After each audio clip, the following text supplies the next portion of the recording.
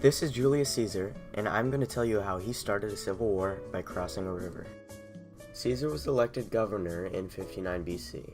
At first he was very restricted, but later with help of Caesar's political allies, he overturned his restrictions and got command of 4 legions.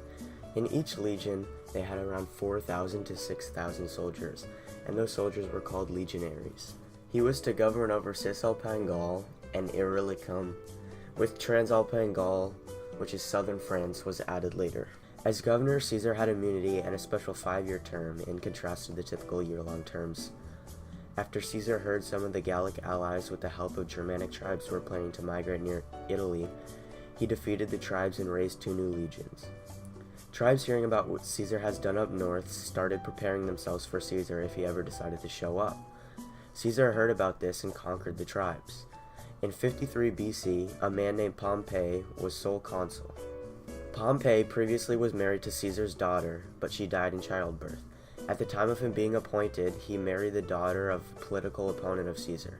At the time of 52 BC, Gaul was effectively conquered by Roman forces led by Caesar.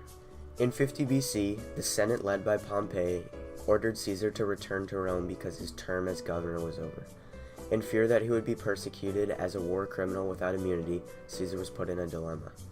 He could either step down and enter Rome, where he was most likely going to be tried, or cross the Rubicon with the 13th Legion and spark a civil war. The day he crossed the river, he treated it like any normal day, but sent messengers to tell the 13th Legion to meet him at the bridge and wait for him. Caesar had guests over for dinner and told him he needed to use the restroom and he would be back any moment, where he left on a horse to go to the bridge.